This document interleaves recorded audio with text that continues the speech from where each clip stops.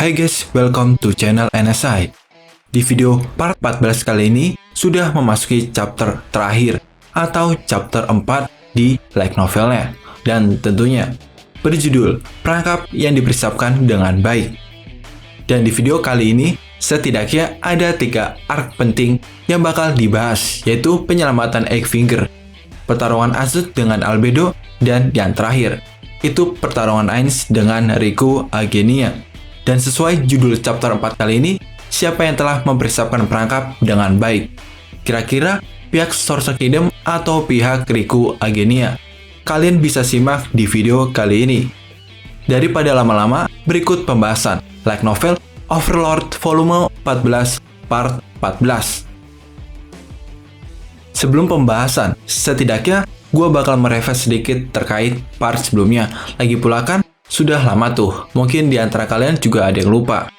Jadi, setidaknya gue bakal memberitahu hal penting di part sebelumnya. Zanak, yang merupakan pemimpin dari pihak pasukan Res Kingdom, kini telah mati secara mengenaskan dan telah dikhianati oleh para bangsawan Kingdom. Tetapi, di sisi lain, justru Ainz yang telah mengobrol dengan Zanak justru menghormatinya dan memberikan pemakaman yang layak untuk Zanak. Dan untuk para bangsawan tersebut, lebih parahnya diberi kenikmatan tiada tara, yaitu disiksa di ruangan Neoris atau ruangan Kyohoku. Dua-duanya sama-sama bakal merasakan siksa neraka. Dan lebih parahnya lagi nih, jika mereka menginginkan kematian karena merasakan siksaan yang begitu berat, itu tidak akan diberikan. Alhasil, Ainz kehilangan minat untuk bertempur dan menyuruh Mare dan Cocytus sebagai komando pasukan untuk menghabisi 400.000 pasukan Kingdom. Dan dalam kurun waktu yang singkat, pasukan Kingdom telah musnah semuanya. Ya palingan itu mayat buat pasukan Undead, lumayan lah. Oke, tadi itu rangkuman part sebelumnya. Dan kali ini, kita akan mulai pembahasan part 14. Dan kita akan difokuskan pada sudut pandang anggota Eighfinger. Hilma dan 3 rekannya dari Eighfinger kini sedang berada di sepanjang jalan koridor di sebuah mansion.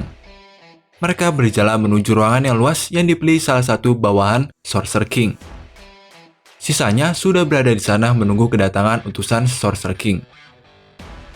Mereka melakukannya karena meskipun bawahan Sorcerer King telah menentukan hari mereka harus berkumpul, bawahan Sorcerer King tidak menentukan spesifik waktunya. Karena alasan itu, Hilma dan anggota Eighfinger lainnya sedang berjaga bergiliran di aula untuk mencegah skenario di mana utusan itu tiba dan menemukan mansion ini kosong. Jika mereka membuat utusan itu menunggu, itu akan sangat tidak sopan. Ada kemungkinan mereka akan mendapatkan suatu hukuman. Tidak peduli seberapa kecil kemungkinan itu, mereka harus menghindarinya dengan cara apapun. Meskipun itu sebagian karena ukuran besar mansion ini, itu juga karena mereka telah mempersiapkan ruangan yang jauh dari aula utama untuk menjadi ruang istirahat mereka. Meskipun mungkin lebih baik menyiapkan ruangan yang lebih dekat ke aula untuk menjadi ruang istirahat. Setelah mereka membahas masalah ini, mereka akhirnya memutuskan untuk menggunakan ruangan yang dekat dengan aula sebagai tempat istirahat. Sudah 7 hari sejak 400.000 pasukan besar Kingdom memulai persiapan perang mereka. Tidak lama setelah itu terjadi, mereka mendengar desas-desus pasukan Sorcerer Kingdom telah mulai berkemah di dekat ibu kota. Mereka telah menerima perintah dari salah satu bawahan Sorcerer King sekitar sebulan yang lalu. Ketika perang baru saja dimulai, mereka diberitahu dahulu ketika Sorcerer Kingdom telah memulai penyerbuan mereka menuju ibu kota untuk memilih sekitar 1.000 orang dari pihak Kingdom yang bersedia setia kepada mereka untuk disisihkan sehingga orang-orang itu dapat melayani mereka di masa depan. Yang terpilih kemudian akan dibawa ke lokasi yang aman. Karena alasan itu, 1.000 orang yang terikat dengan Eighfingers berkumpul di tempat ini. Hilma dan yang lainnya memilih sekelompok orang luar biasa dan tentu setia, serta juga anggota keluarga mereka. Itu sebabnya di sini terdapat anak-anak juga.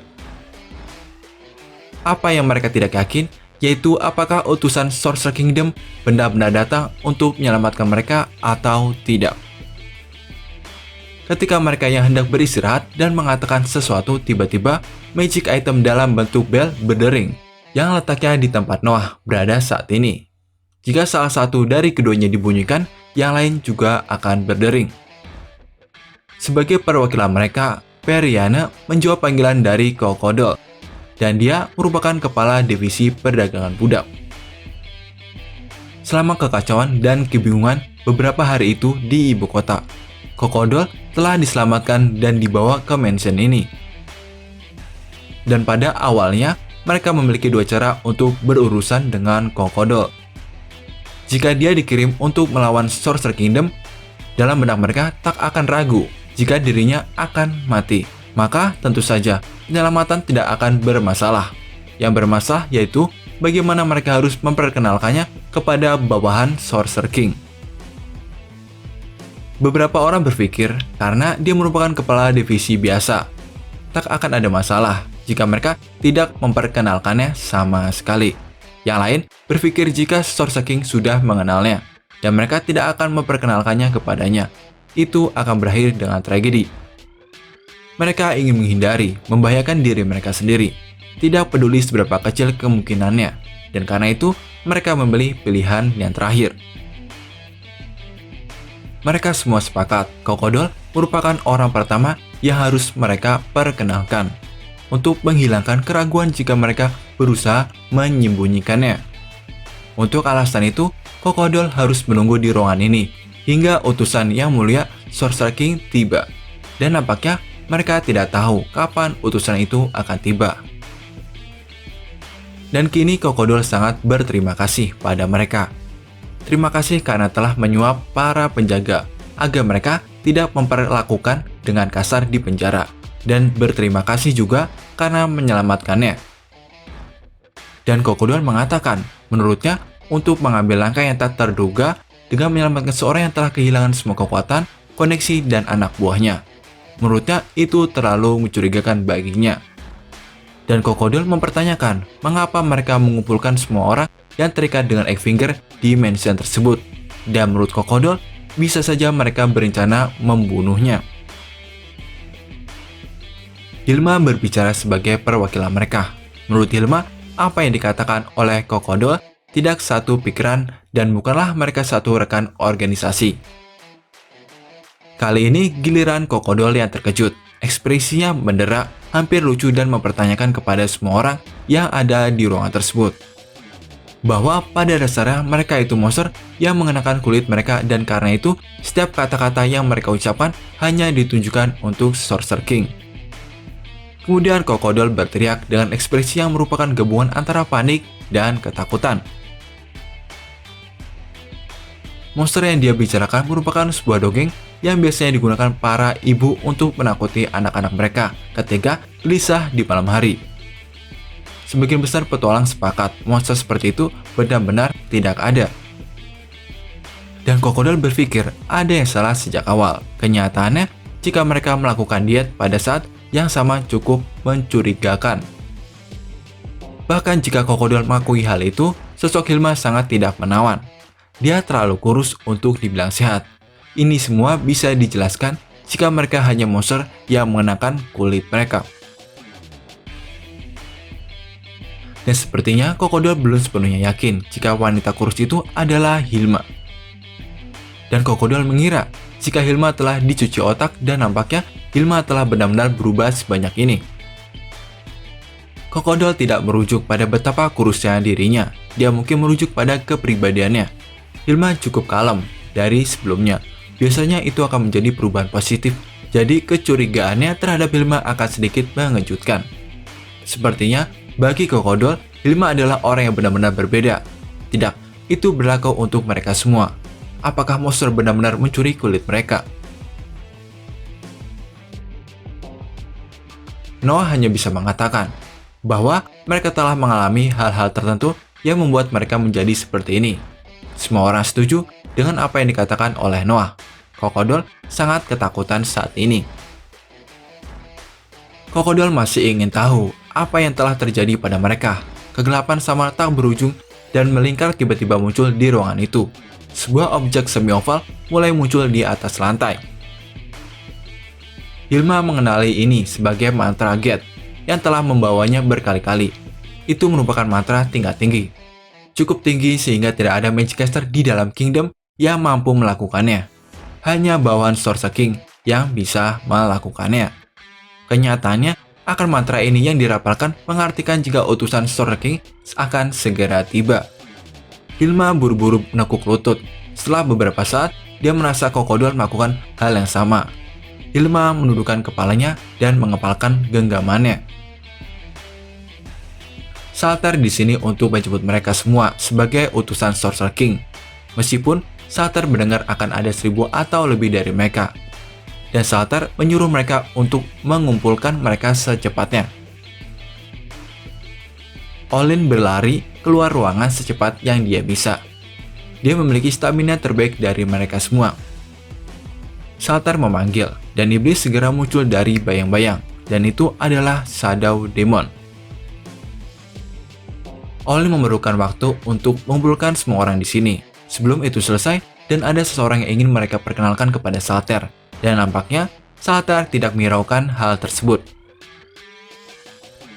Daripada melakukan itu, Salter mendengar bahwa mereka memiliki barang bawaan untuk dibawa, dan menurut Salter, barang itu yang perlu dipindahkan terlebih dahulu, dan nampaknya itu cukup banyak. Mungkin akan lebih cepat jika pelayan yang Salter miliki melakukannya untuk mereka. Kemudian Salter mengucapkan mantra pemanggilan. Beberapa undead kuat mulai muncul di sekitar mereka, mengikuti perintah Salter. Mereka kini keluar dari ruangan dan kembali dengan sejumlah besar barang bawaan yang mereka pindahkan menggunakan mantra Get. Kini barang bawaan dipindahkan dengan kecepatan yang luar biasa. Begitu mereka selesai mengerjakan itu, mereka bisa mendengar suara langkah kaki. Meskipun ini mungkin ruangan terbesar di Mansion, namun tidak dapat menampung 1000 orang. Mereka mengikuti perintah dari Salter dan kini memasuki pintu dengan tertib. Hilma dan rekan-rekannya adalah yang terakhir memasuki gate. Seperti yang utusan itu jelaskan, di depan mereka ada rumah-rumah kayu dan lingkungan mereka terasa seperti hutan. Kini Salter perlahan terbang ke langit dan mengatakan bahwa saat ini desa masih dalam pengembangan. Mereka akan dibawa ke sana sekitar 1 minggu lagi. Sebelum itu terjadi, mereka akan tinggal di sini, supaya mereka bisa mengelola desa dengan efektif. Salter akan meminjamkan 4 golem. Mereka para anggota Finger beserta keluarganya, mereka diberi waktu 2 minggu, serta sudah disiapkan berbagai makanan untuk tinggal di tempat tersebut. Dan Salter akan kembali dalam kurun 3 hari ke depan. Salter turun ke permukaan dan melihat sekeliling. Tatapannya jatuh pada Kokodol dan menyuruhnya untuk ke ruangan Kyohoku. Kemudian Salter menutup gate yang lama dan membuka yang baru.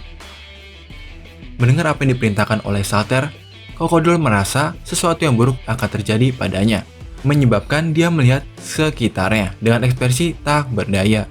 Setelah tatapannya bertemu, Hilma mengalihkan pandangannya. Dia tidak bisa menentang keputusan Salter. Kemudian Salter menyeret pergi Kokodol yang berteriak. Menghadapi kekuatan semacam itu, dia telah kehilangan semua dorongan untuk melawan. Hilma berbisik kepada Kokodol yang menghilang melewati gate. Setelah itu, gate menghilang. Kini 1000 orang yang tidak menyadari neraka itu menepati alun-alun ini. Meski begitu, mereka secara naluriah dapat mengetahui nasib apa yang menunggu Kokodol yang baru saja diambil dari mereka. Itu sebabnya tidak ada yang berani bergerak. Mereka mengerti jika mereka telah dibawa ke tempat ini bukan karena kemurahan hati seseorang. Dan kini mereka mulai memahami betapa mengerikannya tempat ini, dan mereka tidak bisa sama sekali bisa menyelamatkan Kokodol. Jika tujuan Sorcerer Kingdom adalah membunuh mereka semua, mereka pasti sudah melakukannya dan tidak membawa mereka ke tempat ini atau mengambil Kokodol. Itu mengartikan Sorcerer King menempati kesepakatannya, dilihat dari tindakan Salter. Dan kini Hilma kemudian mengucapkan rasa terima kasih banyak kepada Yang Mulia Sorcerer King. Kemudian Hilma menunduk. Tentu saja dia tidak tahu di mana dirinya sekarang atau di mana Sorcerer King berada, tetapi ini merupakan satu-satunya hal yang dapat dipikirkan dan dapat dengan tepat mengungkapkannya. Mengungkap rasa terima kasih mengingat situasi mereka. Kali ini Hilma sedang memanjatkan doa. Kali ini kita fokus ke pihak Sorcerer Kingdom. 3 Guardian Force melangkah keluar dari pasukan yang mereka susun di depan ibu kota. Seseorang yang bertanggung jawab atas pengembangan ibu kota, yaitu Cocytus. Dan seorang yang bertanggung jawab atas fasilitas penting, yaitu Aura. Dan yang terakhir, seseorang yang bertugas melemparkan mantra berbasis serangan dengan dampak area yang luas. Dan untuk membuat ibu kota menjadi gunung abu, yaitu Mare. Ketiganya masing-masing memiliki bawahan sendiri. Mare memiliki bawahan Hanzo, Cocytus memiliki Frostvirgin, dan Aura memiliki Magic Base. Saat ini, tempat yang mereka tuju adalah ibu kota Kingdom, dan kini nampak sangat sunyi. Mungkin mereka gemetar ketakutan karena melihat pasukan Sorcerer Kingdom. Hanya beberapa hari telah berlalu sejak pertempuran mereka sebelumnya, namun moral pasukan ibu kota sudah hancur karenanya. Dari lokasi camp strategis yang didirikan Ainz di dekat ibu kota, tidak banyak tentara terlihat berjaga di luar tembok kota. Dan mereka juga sepertinya tidak berniat melakukan perlawanan. Meskipun benar, jumlah mereka sedikit, camp Ainz nampak tidak terlihat hidup.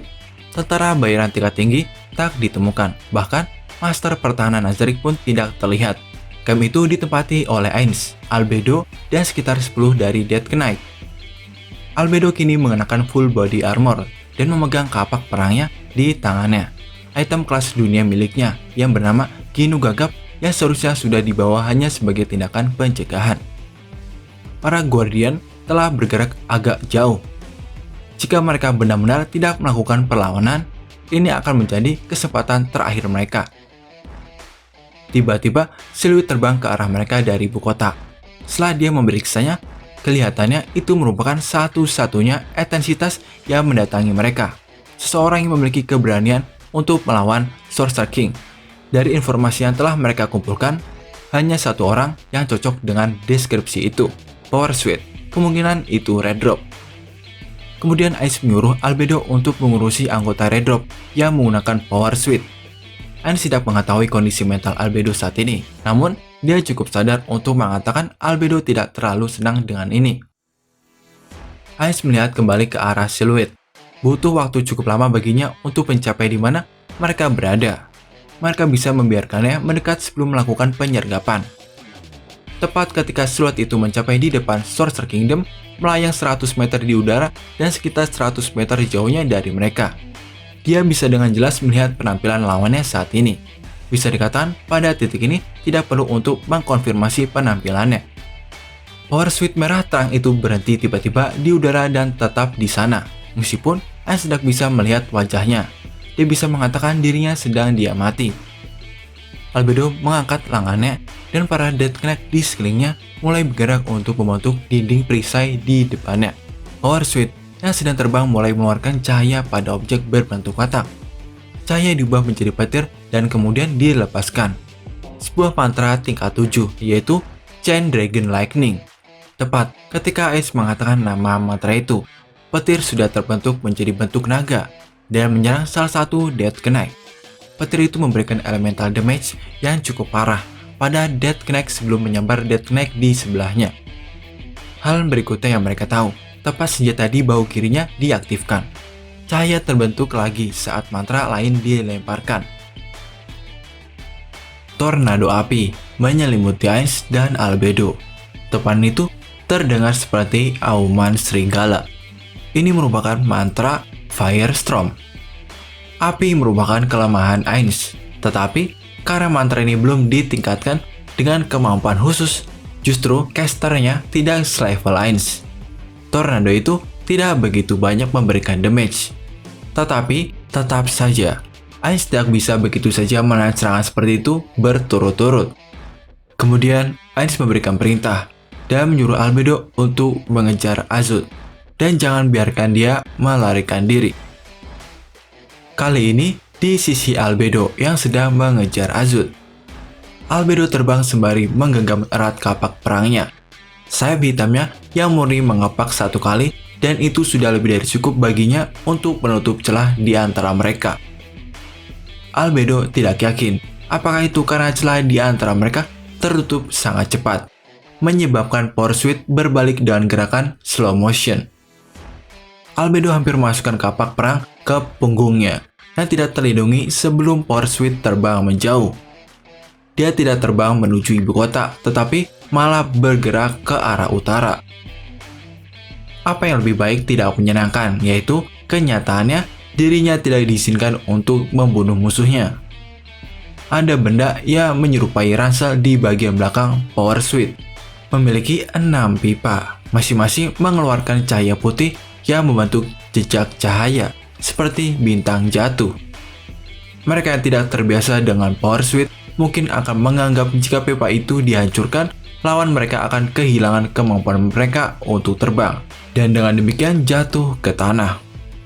Namun, Ain sudah mengatakan kepada Albedo, itu hanya hiasan semata atau pengalih perhatian. Itu karena kemampuan terbang power switch bekerja dengan cara mirip seperti mantra fly. Menurut Ain, meskipun benar, jika dikatakan benda itu tidak akan kehilangan kemampuannya untuk terbang begitu pipanya dihancurkan. Nyatanya, fungsinya tidak seperti yang terlihat. Ain telah mengingatkan hal tersebut ke Albedo. Setidaknya itu masalahnya.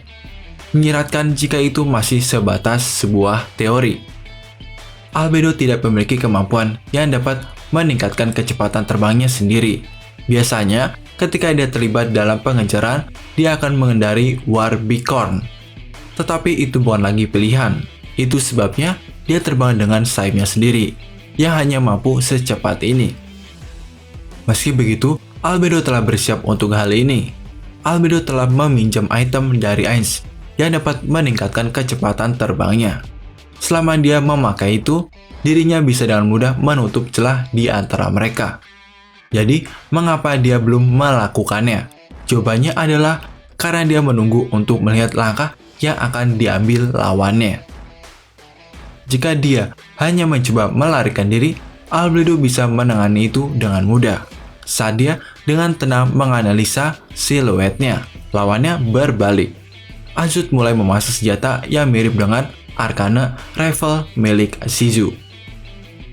Albedo kemudian mempersiapkan dirinya menerima serangan sembari mengejek lawannya.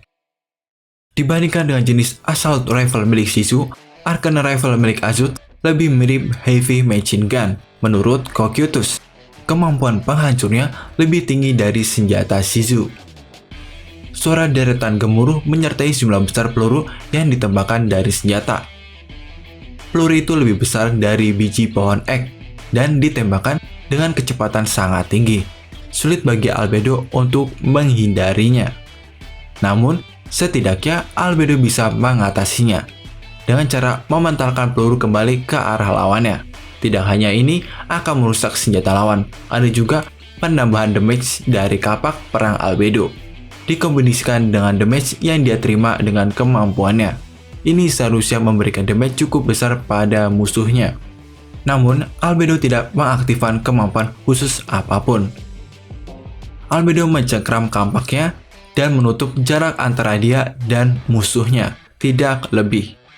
Albedo kemudian berniat untuk menerima seluruh serangan dengan tubuhnya sendiri, dan nampaknya seluruh peluru itu terpental dan tidak menerima damage apapun, dan nampaknya peluru tersebut tidak di-enchant sama sekali. Pada level Guardian Floor, seseorang akan memiliki kekebalan penuh terhadap unenchant proyektil. Jika senjatanya tidak di-enchant, dia seharusnya dari awal tidak menggunakan itu. Dari bahasa tubuhnya, pandangan Albedo yang tajam bisa mengatakan lawannya cukup terguncang. Namun, banyak hal berkembang seperti yang dia harapkan. Lawannya melepaskan Arcane Rifle-nya dan mengulurkan sesuatu ke depan. Serangannya berikutnya seperti berbasis sihir. Albedo tidak menggunakan kemampuan spesialnya saat dia memperpendek jarak di antara mereka. Bahkan dengan jarak saat ini, di antara mereka, lawannya masih akan berada dalam jangkauan serangannya. Namun Albedo belum bisa menunjukkan kartu truf-nya. Dari tangan kanan musuh, cahaya hijau terang meleset keluar, terbang menuju Albedo, dan menghantamnya. Tiba-tiba tubuh Albedo dan armornya mulai bersinar dengan cahaya yang sama. Namun, cahaya itu tidak sama sekali berefek apapun dan segera menghilang. Albedo tidak terluka, bahkan dia tidak merasakan apapun sama sekali. Ini bukan karena dia secara efektif bertahan melawan mantra itu, tetapi karena mantra itu bahkan tidak bisa menembus resistensi sihir pasif Albedo. Kemungkinan ini merupakan salah satu spesialisasi masternya, nekromansi, khususnya mantra Instant Death.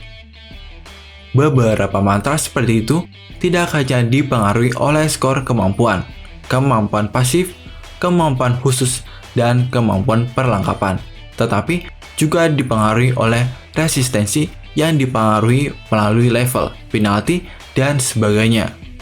Jika mantra itu dilemparkan pada musuh dengan level yang sama, sangatlah sulit untuk mantra itu memberikan efek jika mantra itu sama sekali tidak di-enchant.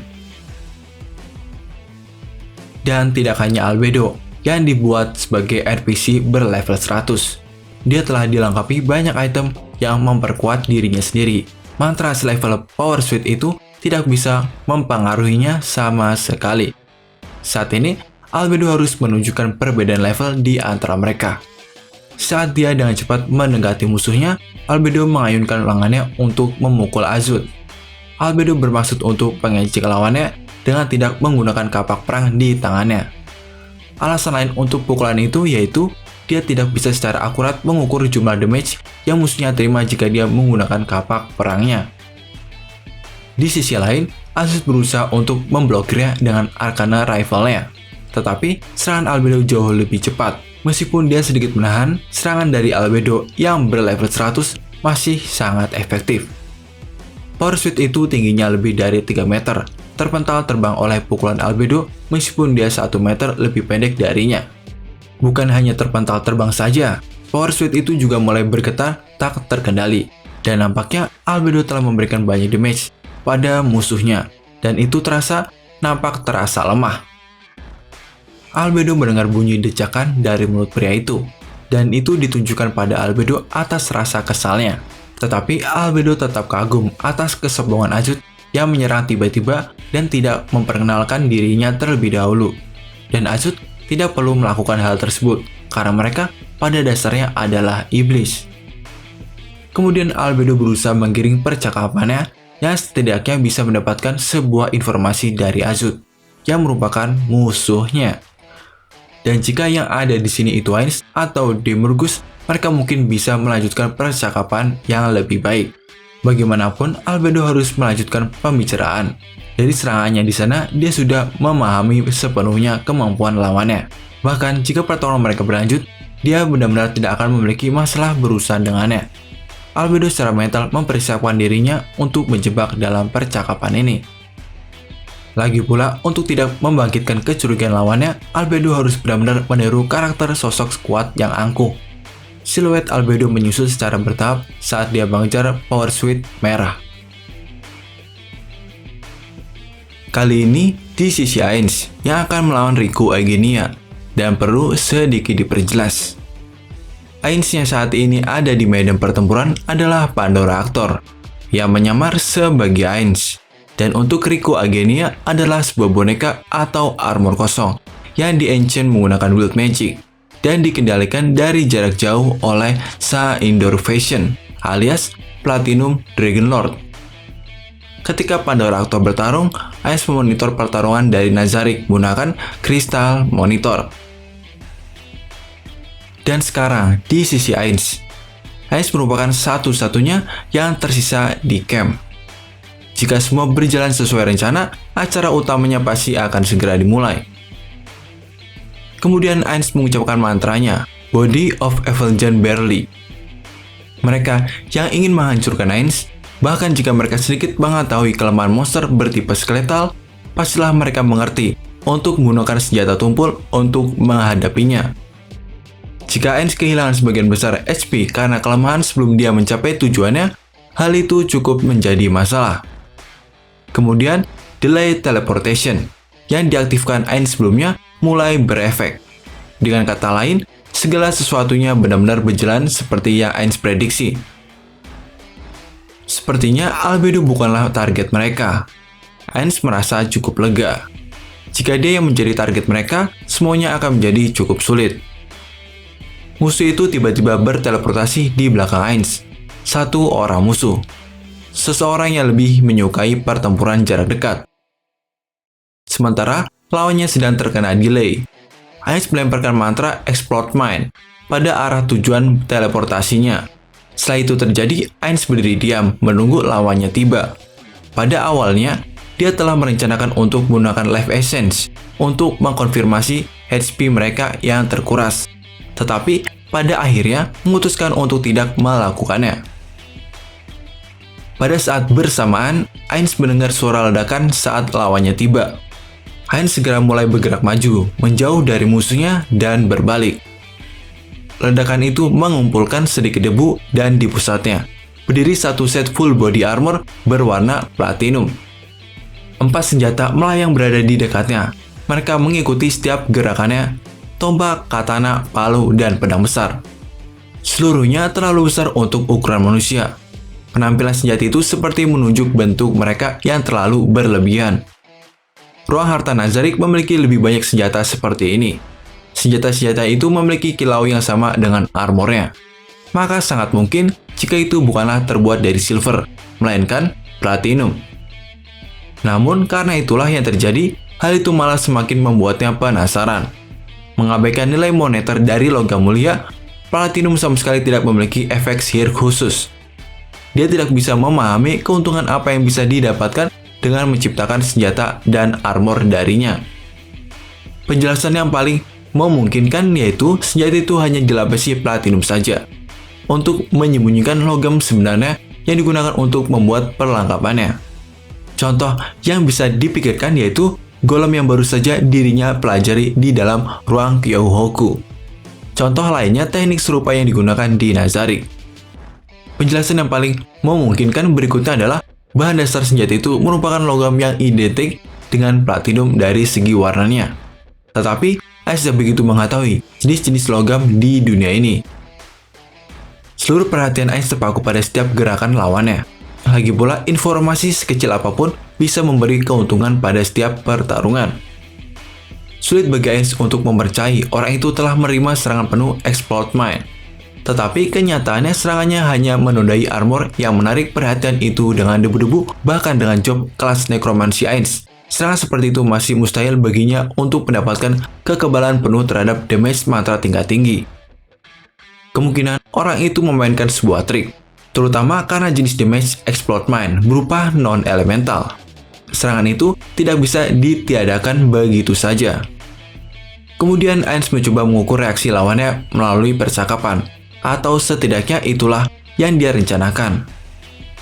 Namun lawannya tidak memberinya banyak kesempatan untuk berbicara, karena armor itu tanpa malu-malu mengambil sikap ofensif. Palu yang melayang di sekelilingnya berpindah menuju tempat yang mudah diraihnya. Karena senjatanya bergerak secara bersamaan dengannya, Ainz menduga lawannya merupakan tipe warrior dan ingin menutup jarak di antara mereka. Sebaliknya, lawannya mengarahkan tangannya ke arah Ainz dan dalam posisi menyerang, menyebabkan palu raksasa tiba-tiba menembak ke depan. Serangannya diarahkan ke arahnya seperti serangan seorang warrior tingkat tinggi. Ainz tidak bisa mengelak sedikit pun. Jika senjata ini tidak di-enchant, serangannya akan ditiadakan oleh kekebalan terhadap proyektil yang tidak di-enchant. Tetapi entah dugaan Ainz, mana yang akan terjadi, senjata itu pasti di-enchant. Jika itu masalahnya, Ainz berdiri diam, menirukan sikap yang tadi digunakan lawannya ketika dia menerima damage. Tentu saja, mantra diaktifkan saat palu itu mengenai tubuh Ainz. Seluruh damage serangan itu ditiadakan oleh mantra Body of Evelyn Barley. Pada saat itu, lawannya berhenti bergerak. Mungkin karena terkejut, Ainz sama sekali tidak menerima damage. Kemudian palu kembali ke posisi semula secepat diluncurkan, lalu melayang di sekeliling musuh. Musuh mendarat mengangkat tangan dan berbicara. Suara yang merupakan suara seorang pria, dan mengucapkan Wall of the World. Dengan musuhnya sebagai pusatnya, gelombang kejut yang melintas di udara melewati Ainz. Jika terus berkembang dari bentuk awalnya, tempat ini akan tertutup dalam kubah. Ukurannya sangat besar, setidaknya lebarnya 1 km. Efek dan luas efeknya juga harus dipertimbangkan. karena bentuknya berupa kubah. Mungkin saja seorang bisa menembusnya melalui tanah. Ains saat ini sangat kekurangan informasi, dan dengan demikian tidak bisa memastikan apapun. Namun, Ains setidaknya bisa membuat beberapa kesimpulan yang belum sempurna. Pertama-tama, lawannya mengetahui Ains pastilah seorang Magiccaster. Maka, kubah ini setidaknya harus mampu memblokir mantra teleportasi. Kecuali musuhnya punya alasan untuk tidak menggunakan item kelas dunia yang bisa mendominasi pikiran. Orang ini bukanlah orang yang mencuci otak Salter. Bisa saja ada alasan khusus mengapa dia tidak menggunakannya. Karena Ains menguasai berbagai macam mantra dan kemampuan khusus dari pengalaman yang dia kumpulkan melalui eksperimen, dirinya mengetahui kemampuan penuh mantra-mantra itu. Hal ini yang menempatkan Ains di puncak Nazarick dalam bidang strategi pertempuran. Namun, kemampuan yang baru saja digunakan musuh, Ains tidak bisa mengingatnya. Kemampuan yang akan mencakup area seluas ini pasti berasal dari mantra tingkat super atau item kelas dunia. Ini berarti lawannya memiliki akses yang mudah pada penggunaan langsung. Skill yang dapat menyaingi ketinggian kemampuan itu. Musuhnya tidak diragukan lagi, merupakan musuh yang kuat. Seseorang yang bisa menghapus Ains dan Guardian Form berlevel 100 lainnya dari dunia ini. Meskipun ini merupakan kemampuan yang tidak diketahui, Ains masih bisa menangkap aspek-aspek tertentu darinya. Pertama, ini merupakan kemampuan yang cukup untuk menghabiskan HP. Mengingat itu, penghalang ini bukanlah hanya panjangan. Jika dirinya tidak bisa mengetahui efek pastinya, dia akan berada dalam masalah besar. Dan juga, Ains telah melihat HP lawannya terkuras ketika dia mengaktifkan kemampuan itu menggunakan mantra Life Essence. Mana Essence tidak memperlihatkan warna-warnanya. Itu menyeratkan musuhnya merupakan warrior murni yang sama sekali tidak memiliki mana. Dengan pemikiran seperti itu, Ains mulai dengan tenang mengajukan pertanyaan yang dimana Ains berkeinginan untuk saling memperkenalkan diri. Setelah Ains memperkenalkan dirinya, musuhnya menyebut namanya yaitu Riku Agenia. Kemudian Ains segera mulai menganalisa informasi yang baru saja didapatkannya. Dalam dokumen yang disusun oleh Sebas dan Dimurgus, tidak ada yang menyebutkan nama Riku. Seseorang yang squad ini tidak akan terlewat dari jaringan pengumpulan informasi mereka. Bagaimanapun, seseorang yang squad ini pasti akan berakhir muncul pada buku-buku sejarah Kingdom. Sangat tidak masuk akal, karena sama sekali tidak ada catatan mengenai dirinya. Penjelasan yang paling mungkin yaitu dia memberikan nama samaran padanya. Namun, setelah Nazarick melakukan beberapa penyelidikan, mereka tidak bisa menemukan bukti yang konkret. Mereka telah menurunkan kategori informasi ini sebagai legenda rakyat biasa. Ains telah mendengar lagu-lagu dari para bard, kisah heroik dari 13 pahlawan. Beberapa nama mereka telah menghilang, meskipun Ains ingat, salah satu dari mereka mengenakan armor yang ditempa menggunakan platinum. Sulit baginya untuk mengatakannya, bahwa dia adalah salah satu dari 13 pahlawan. Namun, mengingat bagaimana lawannya cukup percaya diri, datang sendirian untuk menghadapi Ains Olgon. Seluruh kemampuannya pasti sedang diselidiki dalam pertempuran ini. Ketika Ains meminta izin menyebut dengan panggilan Riku, seketika itu Riku menolak dan keberatan. Dan Ains menyebut dengan panggilan Agenia, dan Riku memperbolehkannya.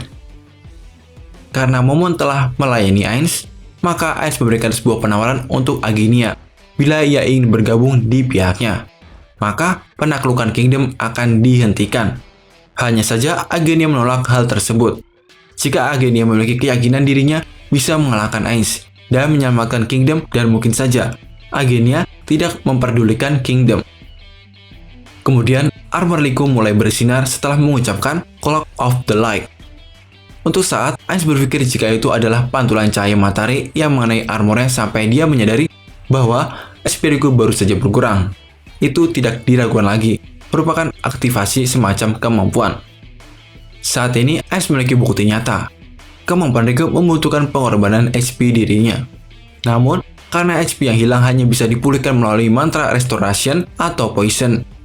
Jika dibandingkan dengan kemampuan lain, kemampuan yang membutuhkan pengorbanan HP biasanya lebih lemah. Pada dasarnya, semakin tinggi biaya kemampuan HP, semakin kuat kemampuan itu. Logika yang sama pasti berlaku bahkan di dunia ini. Kemudian, Ains berteleportasi menuju keluar kubah angin ini.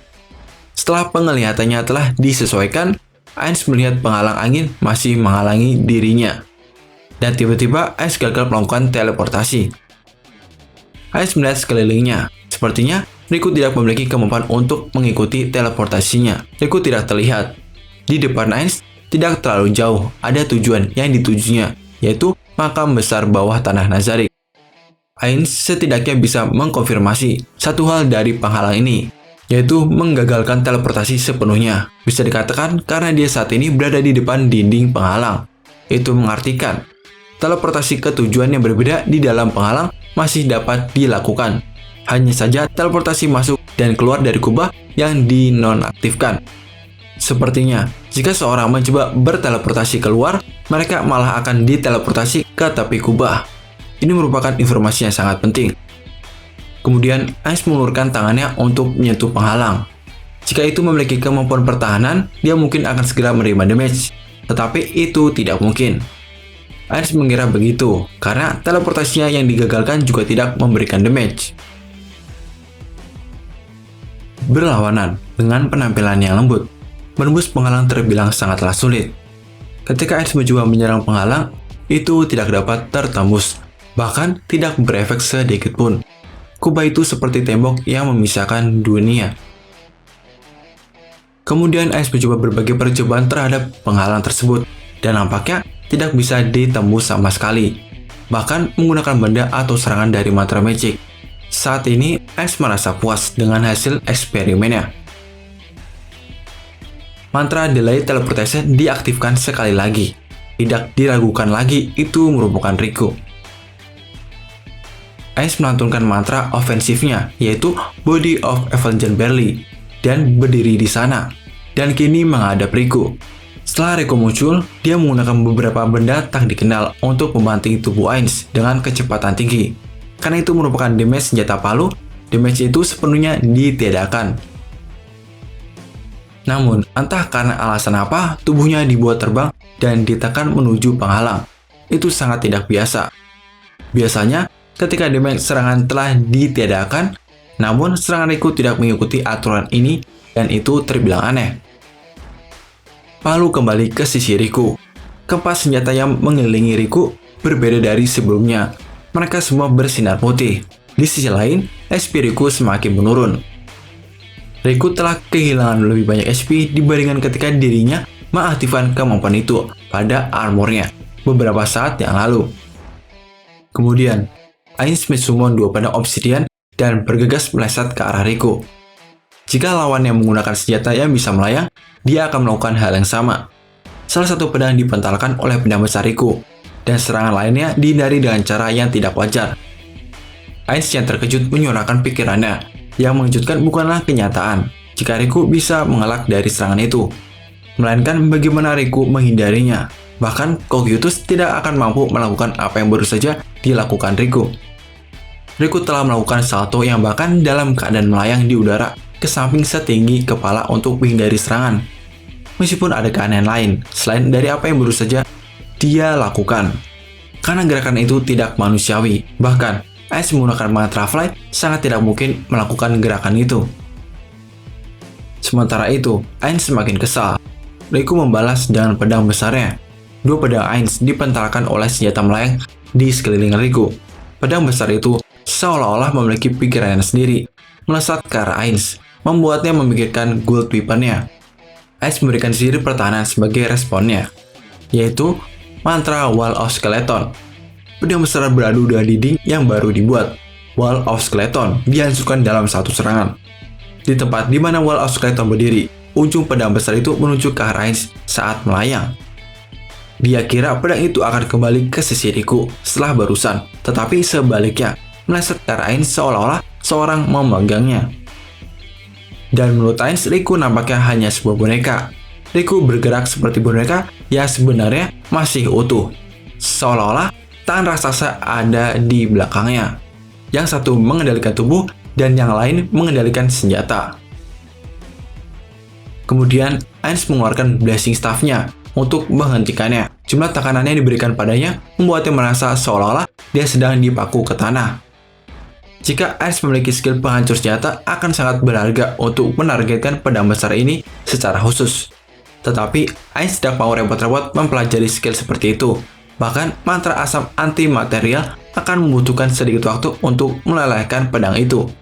Bahkan dia lebih baik menyerang Riku sebagai gantinya. Kemudian Ainz mengeluarkan mantra Grasp Heart. Itu merupakan mantra nekromansi favorit Ainz. Namun itu tidak berpengaruh pada Riku sedikit pun. Ainz tidak bisa menahan atau menghindarinya tepat waktu ketika Riku menyerang Ainz. Karena itu, tubuhnya menerima serangan penuh darinya. Setelah menerima serangan, Ainz mundur sedikit, sampai menabrak penghalang di belakangnya. Posisi ini tidak menguntungkan baginya. Kemudian Ainz berteleportasi ke atas. Karena Ainz tepat di atas lawannya, dia akan mudah ditargetkan. Ainz tidak bisa berteleportasi jarak jauh. Juga tidak bertujuan untuk mengulur waktu sampai Albedo tiba. Pertemuan ini merupakan keinginannya. Hanya sebagai tindakan pencegahan, Ainz melantunkan mantra Body of Avenged Barley. Sekali lagi, sembari mengamati Riku, yang terlihat seperti titik dari sudut pandangnya. Dia mulai terbang ke atas begitu dia melihat Ainz. Riku tidak mencoba menyerang Ainz dengan senjatanya, itu mungkin karena batasan jangkauannya. Kemudian, Riku menggunakan senjata di sekelilingnya untuk mementalkan dua pedang yang melayang tinggi di langit. Setelah menyerang Riku, Ainz mendarat di tanah dan menyadari tombak meluncur ke arahnya dengan kecepatan yang sangat cepat. Kemudian Ainz berdiri untuk menjauhkan diri dari tempat itu. Ketika Riku dengan santai turun ke tanah, tiga senjata melayang di sekelilingnya dan tombak yang telah ditancapkan ke tanah segera kembali ke posisi mereka lagi. Gerakannya membuat Ainz semakin mempercayai tidak adanya makhluk hidup di dalam armor itu. Lututnya tidak menekuk sama sekali ketika dia mendarat. Pada saat inilah, Riku yang telah berdiri dengan sikap yang selama ini tiba-tiba mengambil pedang besar dengan tangannya sendiri. Jarak antara mereka ditutup dalam sekejap. Ini merupakan kecepatan tercepat yang pernah digunakan. Dia seperti bintang jatuh. Kemudian, Ainz mengirimkan dua pedang obsidian untuk menahan serangan Riku. Tetapi, mereka dibentalkan oleh katana Riku kemudian jatuh ke tanah. Ainz kemudian mengaktifkan mantra Greater Thunder. Beberapa kilatan petir menyebar pada Riku. Namun, dia tidak melambat sedikit pun. Bukannya dia tidak menerima damage. Ainz bisa melihat kolom HP-nya berkurang. Pedang besar itu diangkat tinggi di atas kepala Ainz sesaat sebelum diluncurkan ke bawah. Saat Ainz menerima damage, dia melihat dari sudut matanya. Katana Riku berayun mendekat dari samping. Menghadapi hal itu, Ainz mulai meluncurkan Blessing Staff-nya. Riku kemudian menahan serangan itu dengan tubuhnya sendiri. Pada saat bersamaan, Ainz tersenyum puas ketika gelombang kejut mulai menyebar keluar. Riku terhempas jauh. Blessing Staff memiliki efek knockback yang telah di-enchant. Biaya enchantnya merupakan kurangnya kemampuan ofensif sepenuhnya dari sebuah staff. Tetapi itu bisa memberikan jarak antara seorang magic caster dan musuh mereka. Salah satu hal yang paling penting bagi seorang magic caster. Riku tetap bertahan dengan sikap itu, bahkan setelah dirinya dihempaskan. Ainz kemudian mensummon undead menggunakan magic tier 10.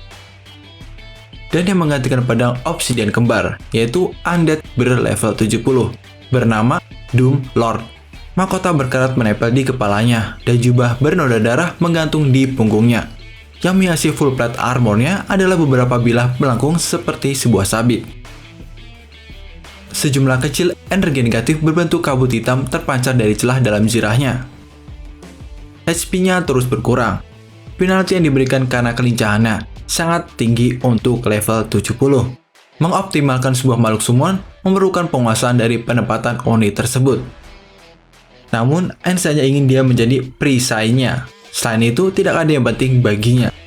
Sebuah NPC summon bagus digunakan sebagai perisai atau pedang. Secara umum, magic caster yang bisa menggunakan semuanya itu cukup kuat. Tetapi, jika seorang mengerahkan warrior murni yang tentu kuat, akan bisa dengan mudah mengabaikan makhluk summon seperti ini. Strategi Riku sampai saat ini adalah mengandalkan senjata sarang otomatisnya. Meskipun dia telah menggunakan pedang besarnya, dia tidak menggunakan kemampuan khusus atau seni bela diri untuk menghadapi Ainz. Karena alasan itu, Ainz benar-benar tidak memahami kemampuan sebagai seorang warrior. Riku mungkin tipe yang memiliki spesialisasi dalam pertempuran jarak dekat. Dihadapkan dengan Riku yang mendekat dengan cepat, Doom Lord mempererat cengkeramannya pada senjatanya. Sebuah bilah melengkung panjang yang terpasang pada sebuah tiang, yaitu sabit perang. Sabit itu diselimuti energi negatif. terselimuti kabut hitam yang sama seperti sebelumnya. Ainz menggunakan magic penghubung yang dimilikinya dengan Doom Lord untuk memberikan perintahnya. Kemudian, Doom Lord mengaktifkan kemampuan khususnya ketika intensitas kabut hitam yang terpancar meningkat menyebar ke sekelilingnya. SP-nya menurun lebih cepat dari sebelumnya untuk digunakan sebagai biaya peningkatan jangka pendek setiap statistik yang terikat dengan pertempuran. Tidak hanya itu, kemampuan pasif lawan untuk mengurangi damage yang diterima dari Doom Lord, karena perbedaan level akan sepenuhnya ditiadakan.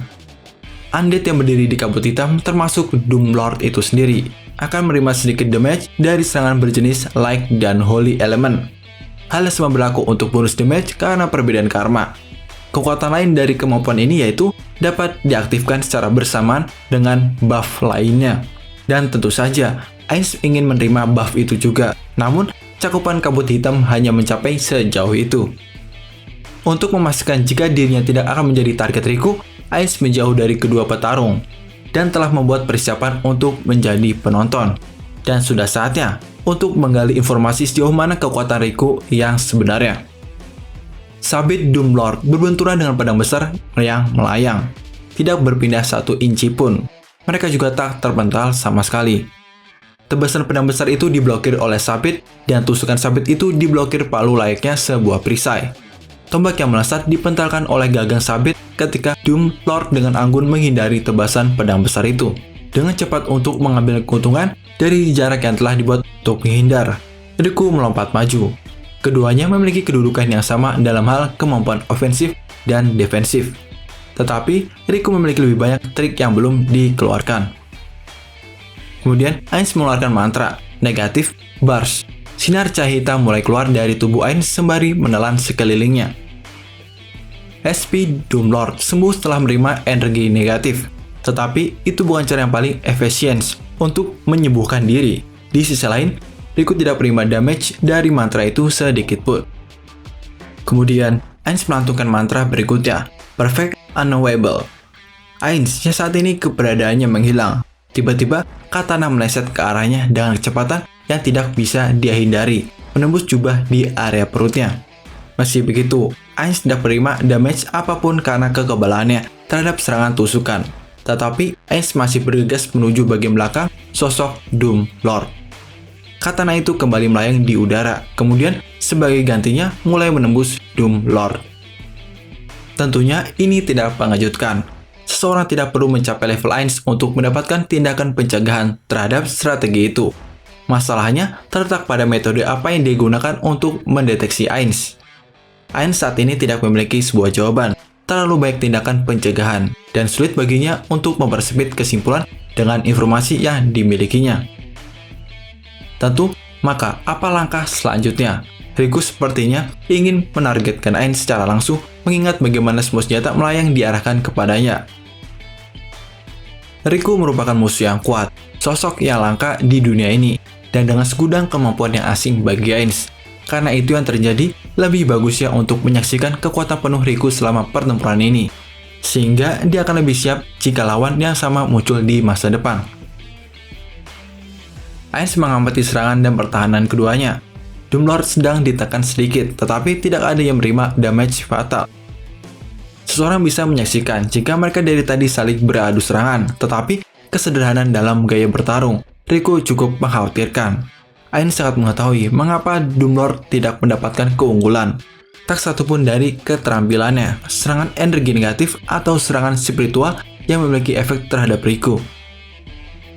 Pada titik ini, semua menegaskan jika Riku merupakan ras yang memiliki karakteristik serupa dengan golem atau sebuah boneka.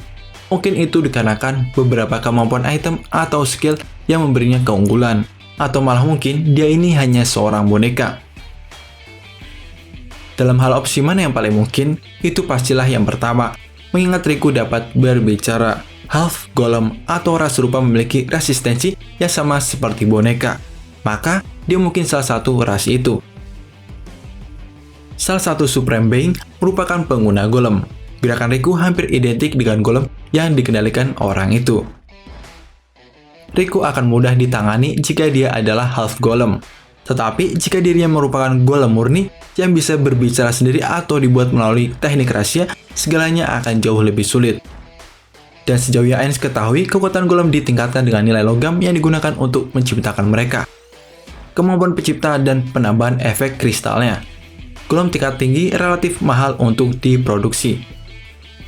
Jika Riku merupakan golem yang dibuat dari logam sempurna platinum namun sekuat ini, mungkin ada lebih dari beberapa atau bahkan puluhan darinya yang belum ditemukan. Sehingga Ainz harus mengumpulkan lebih banyak informasi saat ini.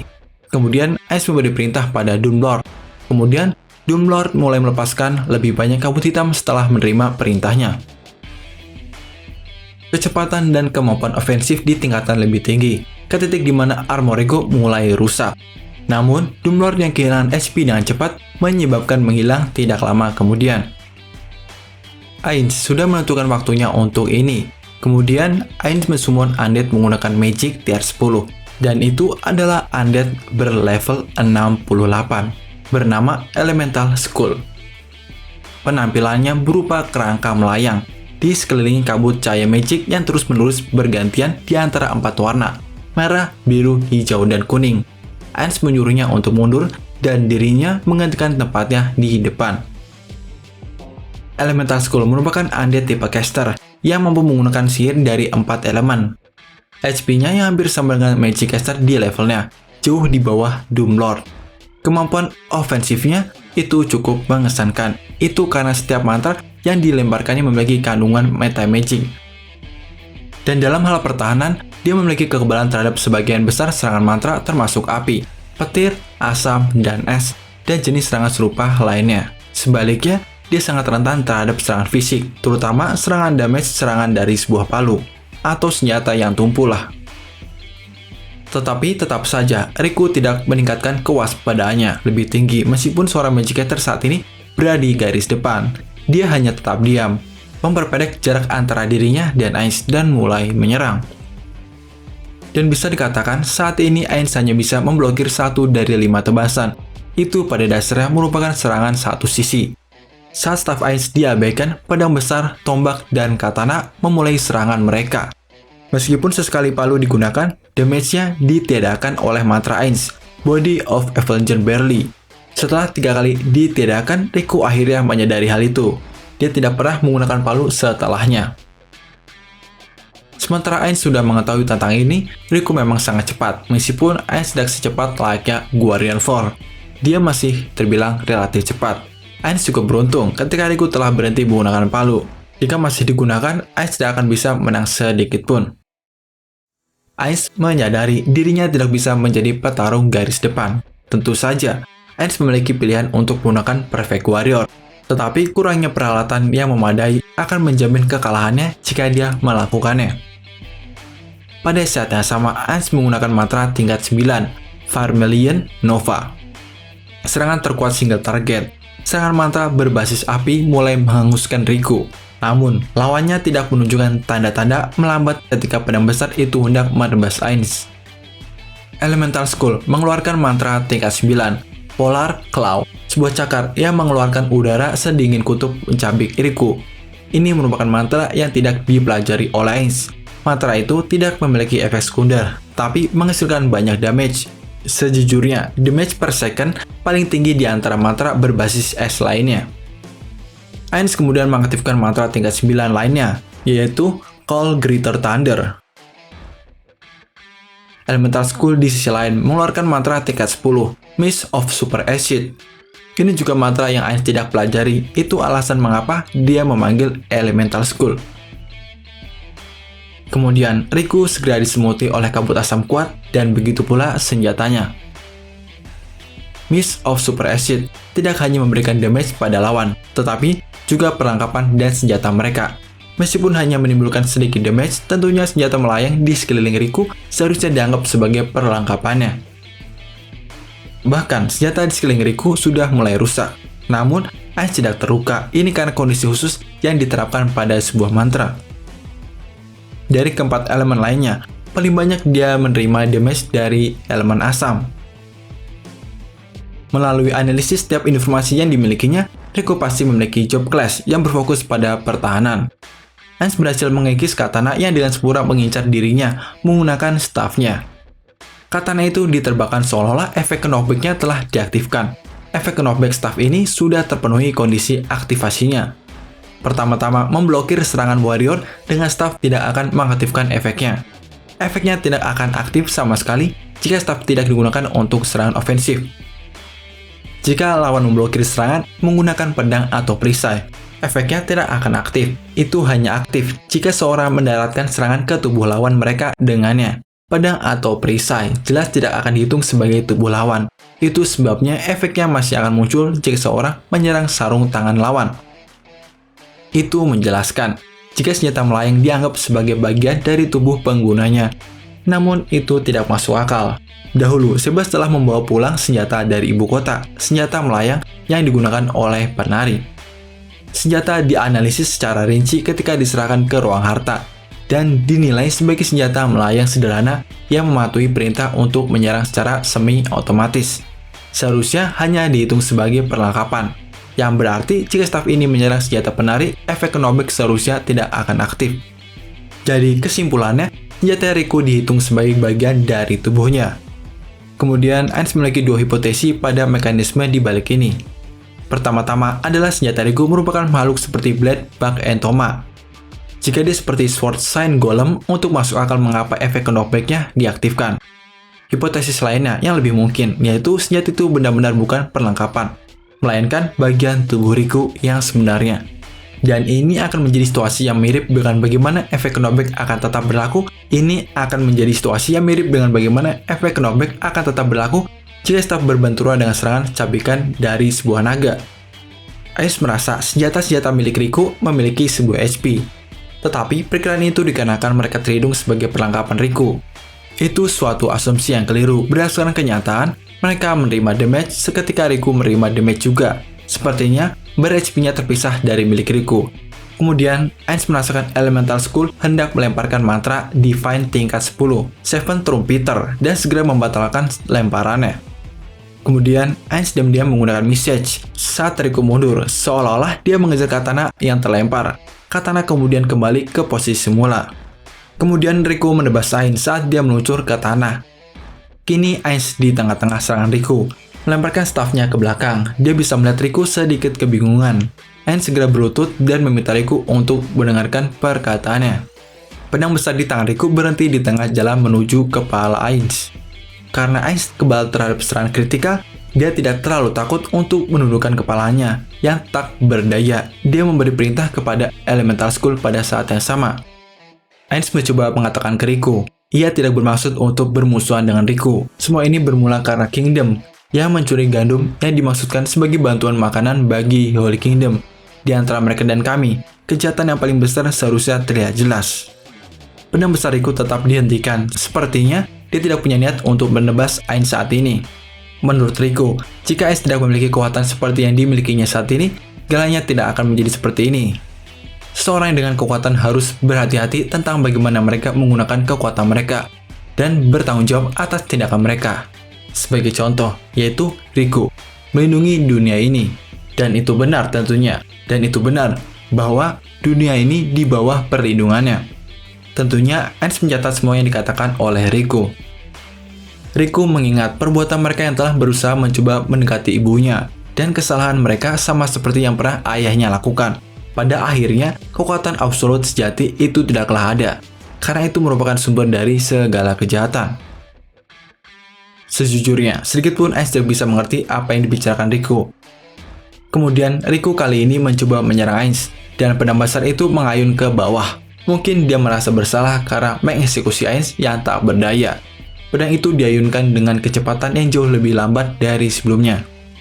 Dan meskipun Ainz diserang Riku, ia tetap berusaha menghentikannya dan tetap berusaha mengiring pembicaraan. Dan nampaknya Riku kali ini lawannya tidak berniat untuk berbicara lagi, maka tidak perlu lagi bermain kata. Dan kali ini pertarungan berlanjut kembali. Elemental School yang diperintahkan untuk bersiaga bergegas menuju lintasan pedang besar dan menerima serangan itu. Ini merupakan penggunaan summon yang terbilang efektif, karena Elemental School tidak lagi berguna baginya. Itu sebabnya ini pilihan yang paling tepat. Jika Jika sifat senjatanya sama dengan Speed Lance milik Salter, dia tidak akan melakukan hal itu. Namun, karena senjata Riku tidak memiliki kemampuan lifesteal, dia dapat dengan bebas menggunakan summon sebagai tumbalnya. Elemental Skull mengucapkan mantranya sementara Ainz berteriak. Riku mengabaikan skeleton itu dan menyerang Ainz.